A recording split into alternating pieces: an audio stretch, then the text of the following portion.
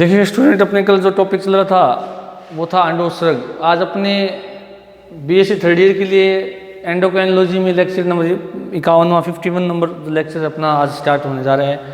तो देखिएगा कि अपने अगर बात करें अंडोत्सर्ग की, तो मैंने कल बता दी थी इसके बारे में अपने डिटेल से पहले भी पढ़ चुके हैं। तो आज अपने जो बात करेंगे अंडोत्सर्ग को प्रभावित करने वाले कारक factor affecting ovulation, factor effecting ovulation, अंडोत्सर्ग को प्रभावित करने वाले कारक कैसे, कौन कौन से कारक है जो अंडोत्सर्ग को प्रभावित करते हैं। तो जो सबसे पहला कारक है एज या आयु। आयु अंडोत्सर्ग को प्रभावित करती है। कैसे करती है आपको पता ही है कि अंडोत्सर्ग की क्रिया जो है वो कोई भी मनुष्य जो होता है, हम मनुष्य के संदर्भ में अगर हम बात करें तो अंडोत्सर्ग की क्रिया कोई भी मनुष्य के अंदर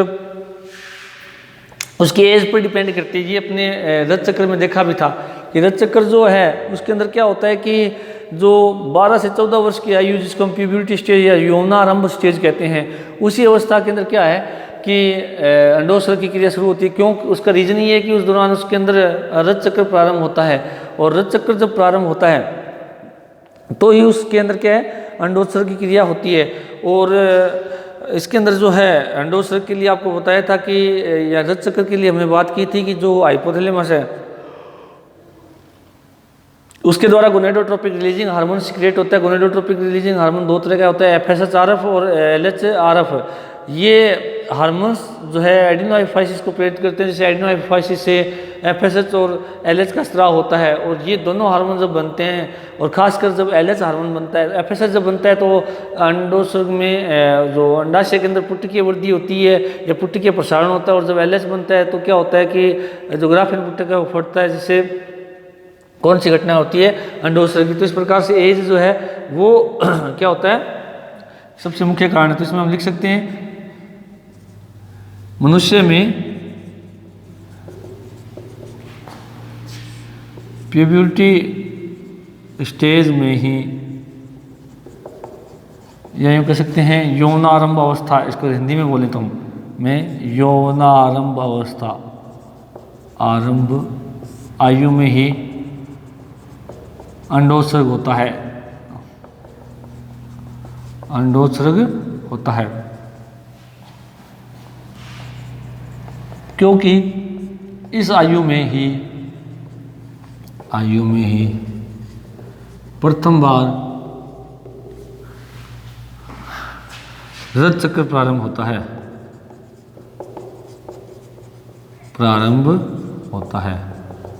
क्या प्रारंभ होता है, रज चक्र प्रारंभ होता है। तो ये आयु आएगी और इस आयु के अंदर ही क्या है, रज चक्र आता है। रज चक्र अगर आएगा तो ही क्या होता है, अंडोत्सर्ग होता है। इसमें एफएसएच व एलएच हार्मोन बनना शुरू हो जाते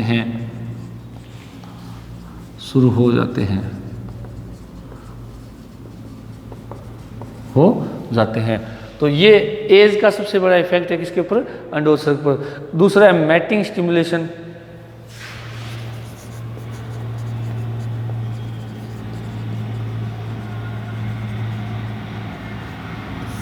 मैटिंग स्टिमुलेशन की यदि हम बात करें तो इसको हम कहते हैं सेंसर्ग उद्दीपन, हिंदी में अगर बोले तो।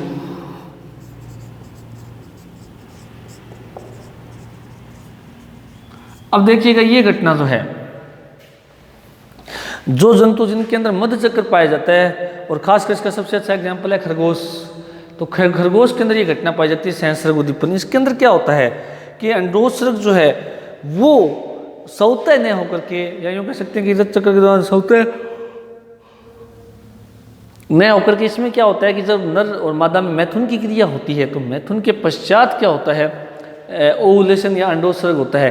तो इस प्रकार का अंडोत्सर्ग क्या कहलाता है, सेंसर्ग उद्दीपन यानी मैटिंग स्टिमुलेशन। यानी कि जब नर और मादा में संयोग होता है या मैथुन की क्रिया होती है, तब ही मादा के अंदर ल्यूटिनाइजिंग हार्मोन बनता है। वो ल्यूटिनाइजिंग हार्मोन बन करके ग्राफिन पुट्टक को फाड़ता है, और जिससे क्या है, अंडोत्सर्ग होता है। तो ये घटना क्या कहलाती है, मैटिंग स्टिमुलेशन कहलाती है।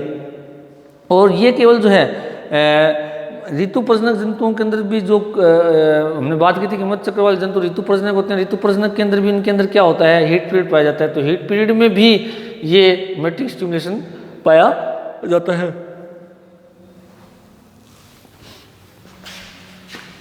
कुछ स्तनधारी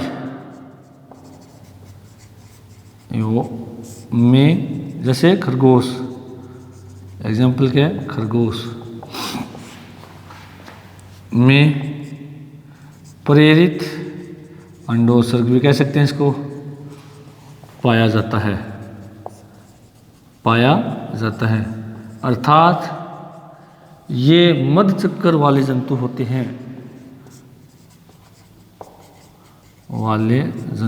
हैं,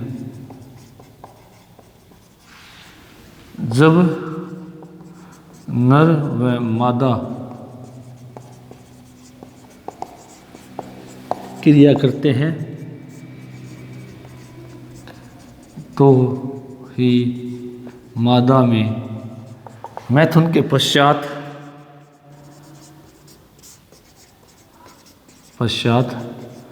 अंडोत्सर्ग होता है। तो इस घटना को कहते हैं मैटिंग स्टिमुलेशन या सेंसर उद्दीपन या प्रेरित अंडोत्सर्ग कहते हैं। इसका मतलब ये हुआ कि मैथुन होने के बाद में जो है इसमें क्या होगा कि मैथुन होने के बाद में हाइपोथैलेमस सक्रिय होगी, और हाइपोथैलेमस किसका सम्मान करती है, LHRH का। LHRH किसके पास आएगा, एडिनो हाइपोफाइसिस के पास।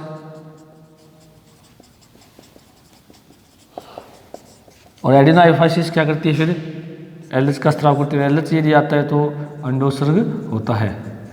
ये घटना करती है इसके अंदर, किसके अंदर, मैटिंग स्टिमुलेशन के अंदर। तो डिपेंड मैथुन यहाँ एक प्रेरक की तरह काम करता है, यानी प्रेरणा देता है किसके लिए, अंडोत्सर्ग के लिए, इसलिए इसको क्या कहा गया, मैटिंग स्टिमुलेशन। और जो मोस्टली किस में देखा जाता है, खरगोश में देखा जाता है।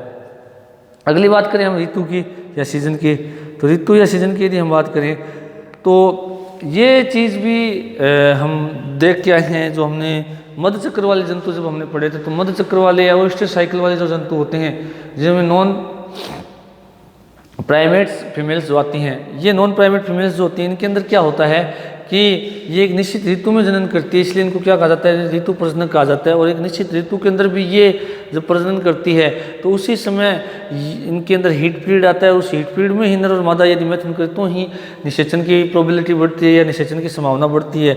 यदि एक निश्चित ऋतु के अंदर ये जनन नहीं करते हैं या यूँ कह सकते हैं कि परिपक्व नहीं हो पाते हैं, तो उन मादाएँ वो हैं वो गर्भ धारण नहीं कर सकती। तो तीसरा जो कारण है वो है ऋतु या सीजन्स, ऋतु या सीजन। तो इसका क्या है, नॉन प्राइमेट फीमेल्स एक निश्चित ऋतु में जनन करती है, ऋतु में ही जनन करती है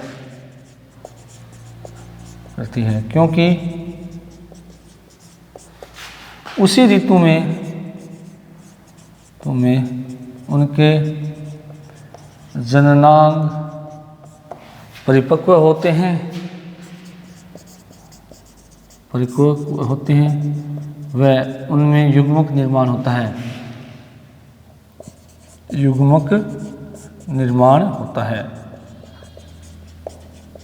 क्या होता है, उनमें युग्मक निर्माण होता है। तो निश्चित ऋतु में करते हैं, इसलिए इनको सीजनल ब्रीडर कहते हैं। और इन जंतुओं में हीट पीरियड पाया जाता है,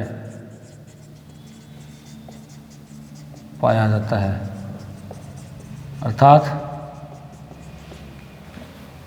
इस पीरियड में अंडोत्सर्ग होता है।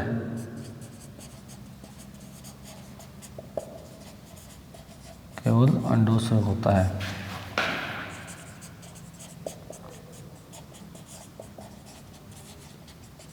क्या होता है, अंडोत्सर्ग होता है।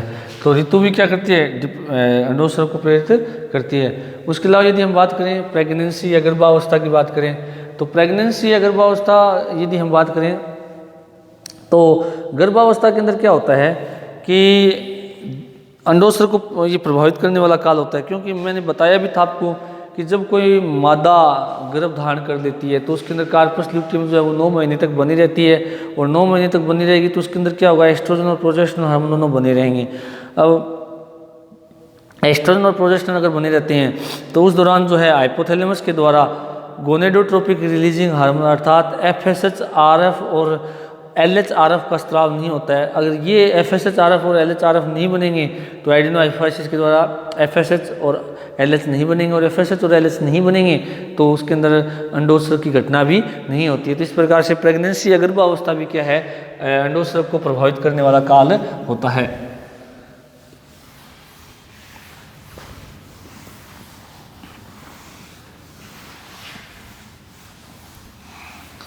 तो चौथा अपना क्या है, गर्भावस्था या प्रेगनेंसी।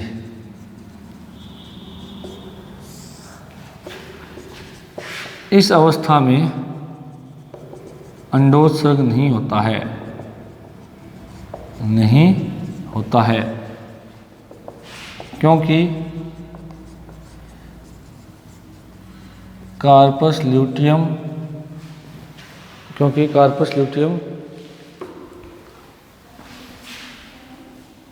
इस अवस्था में बनी रहती है, इस अवस्था में बनी रहती है,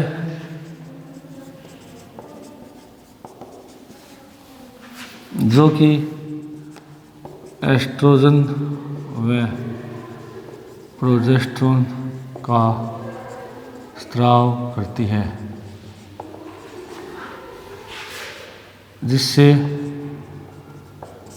एफएसएच व एलएच हार्मोन संदमित हो जाते हैं और नया रज चक्र प्रारंभ नहीं हो पाता है, जिससे अंडोत्सर्ग भी नहीं होता है, अंडोत्सर्ग भी नहीं होता है। तो गर्भावस्था भी क्या है, अंडोत्सर्ग को रोकने वाला काल होता है। उसके अलावा यदि हम बात करें गर्भ निरोधक जो औषधियाँ होती है, ये भी जो है अंडोत्सर्ग को रोकती हैं, क्योंकि कुछ महिलाएं हम देखते हैं कि रज चक्र को अनियमित करने के लिए या रज चक्र को प्रारंभ करने के लिए औषधियों का उपयोग करती है, गर्भ निरोधक औषधियों का उपयोग करती है। तो उसमें क्या होता है, इन गर्भ निरोधक औषधियों में क्या होता है, एस्ट्रोजन और प्रोजेस्टेरोन की सांद्रता पाई जाती है। एस्ट्रोजन और प्रोजेस्टेरोन की जो सांद्रता है वो क्या करती है कि अंडोत्सर्ग को रोके हुए रखती है, जिससे नया रज चक्र प्रारंभ नहीं हो पाता। तो गर्भ निरोधक औषधियाँ भी हैं, वो भी क्या है, ओवुलेशन या अंडोत्सर्ग को प्रभावित करती है। उसके अलावा दुग्ध स्त्रवण का अंडोत्सर्ग पर प्रभाव। अब दुग्ध स्त्रवण की यदि हम बात करें तो देखिएगा क्या होता है कि कोई भी महिला जब गर्भ धारण करती है तो 9 महीने तक यदि हम देखें तो गर्भ धारण करने के 9 महीने तक उसके अंदर नया रज चक्र प्रारंभ नहीं होता है। क्यों नहीं होता है, क्योंकि कार्पस ल्यूटियम बनी हुई है। कार्पस ल्यूटियम के तो एस्ट्रोजन और प्रोजेस्टेरोन हार्मोन जो हैं वो दोनों हार्मोन क्या करते हैं, एफएसएच और एलएच का संदमन करते हैं। एफएसएच और एलएच का जब संदमन होता है तो उसमें क्या होता है कि नया रज चक्र प्रारंभ नहीं होगा तो अंडोत्सर्ग भी नहीं होता है। हमने ये बात देखी है अभी। अब जब महिला कोई बच्चे को जन्म दे देती है तो जन्म जब देती है तो उस महिला में जब तक वो बच्चे को स्तनपान कराती है लगभग 6 महीने या 8 महीने तक, तब तक भी उसमें नया रज चक्र प्रारंभ नहीं होता। यानी प्रसव के पश्चात, बच्चे के जन्म के पश्चात भी, या यूँ कहते हैं कि प्रसव के पश्चात भी 6 से 8 महीने नया रज चक्र उसमें नहीं प्रारंभ होता, और रज चक्र अगर प्रारंभ नहीं होता तो उसमें अंडोत्सर्ग भी नहीं होता। उसका रीज़न क्या है, ये माना जाता है कि महिलाएं जब तक दूध पिलाती है अपने बच्चे को उस समय तक उनके अंदर एक बीटा एंडोर्फिन नामक केमिकल या हार्मोन बनता है। बीटा एंडोर्फिन क्या करता है कि हाइपोथैलेमस को रोके हुए रखता है ताकि वो गोनेडोट्रोपिक रिलीजिंग हार्मोन का स्त्राव न करे, और न करे तो जिससे एफएसएच और एलएच नहीं बनेंगे तो जिससे क्या होता है कि जो मादा है उसके अंदर नया रज चक्र भी प्रारंभ नहीं होता है। तो रज चक्र प्रारंभ नहीं होगा तो उसके अंदर अंडोत्सर्ग भी क्या है, नहीं होता है। तो इसको अपने यदि हम बात करें थोड़ा सा यदि देखें, बहुत इंपॉर्टेंट बात है।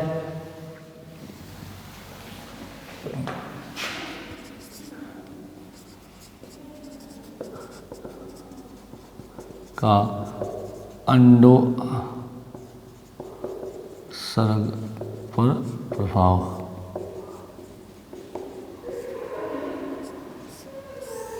अंडोत्सर्ग पर प्रभाव, इसमें यदि हम देखें डायग्राम से, जब तक माता अपने बच्चे को दूध पिलाती है,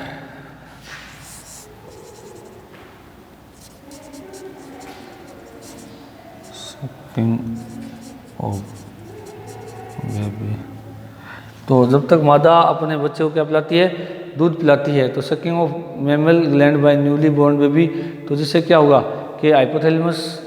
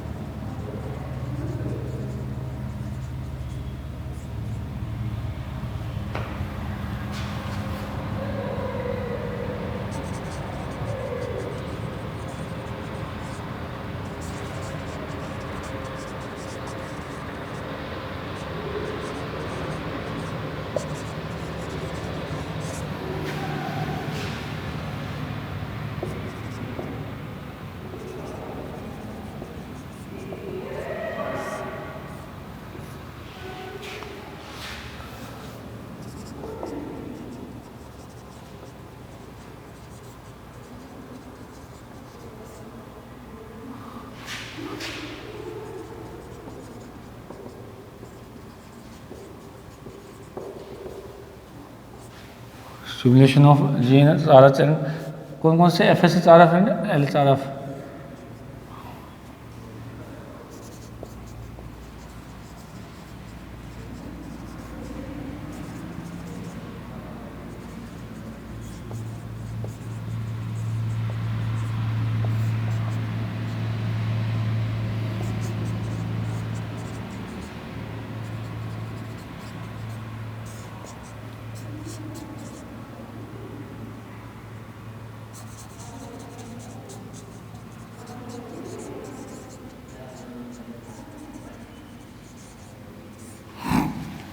ये सिस्टम होता है कि sucking of mammary gland by newborn baby, यानी नवजात बच्चे के द्वारा जब तक बच्चे की माँ की जो मेमेलरी ग्लैंड है, मेमेलरी ग्लैंड यानी स्तन ग्रंथियाँ, वो सकिंग मतलब दूध चूसता है, तो तब उसमें कौन सा हार्मोन बनता है, बीटा एंडोर्फिन। बीटा एंडोर्फिन क्या करता है, हाइपोथैलेमस को स्टिमुलेट कर देता है, किसके लिए, गोनेडोट्रोपिक रिलीजिंग हार्मोन के लिए, जिनके दो प्रकार के होते हैं, एफएसएचआरएफ एंड एलएचआरएफ। अब ये स्टिमुलेट हो जाएगा तो स्टिमुलेशन ऑफ एडिनोएफाइसिस, यानी एडिनोएफाइसिस के पास ये दोनों नहीं आएंगे, तो ये भी स्टिमुलेट रहेगी, और नहीं ये स्टिमुलेट रहेगी तो इसके द्वारा एफएसएच और एलएच भी नहीं बनेंगे, और नहीं बनेंगे तो न्यू जो मेंस्ट्रुअल साइकिल है वो क्या है, नहीं दिखाई देगी फीमेल में, और मेंस्ट्रुअल साइकिल अगर नहीं दिखेगी तो उसके अंदर फीमेल में क्या होता है, नो ओवुलेशन। तो ये प्रभाव पड़ता है किसका, दुग्ध स्त्रवण का। अब देखिएगा ये अपना टॉपिक यहीं समाप्त होता है। अगला जो अपने बात करें इम्प्लांटेशन, कौन सा टॉपिक अपना, इम्प्लांटेशन। तो इम्प्लांटेशन की यदि हम बात करें तो इम्प्लांटेशन की परिभाषा मैंने कल बताई थी क्या होती है। इम्प्लांटेशन क्या है कि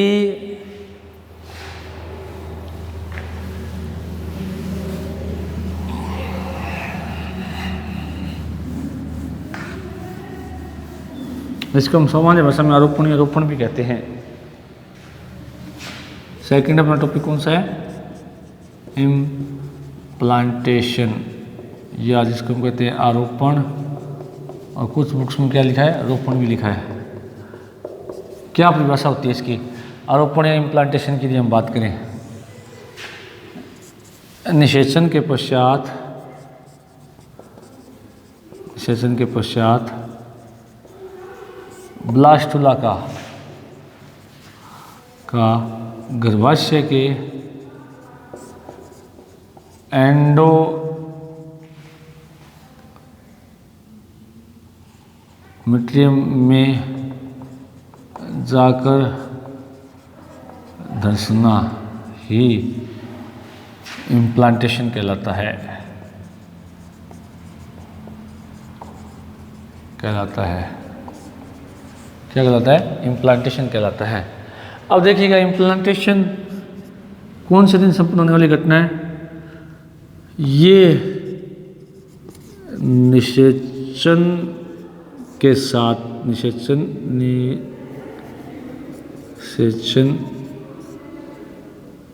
के 7वें दिन व रज चक्र के 21वें दिन संपन्न होने वाली घटना है।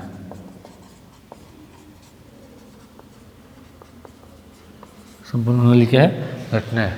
कब? निषेचन के 7वें दिन और रज चक्र की कौन से दिन संपन्न होने वाली घटना है? 21वें दिन संपन्न होने वाली क्या है? घटना है।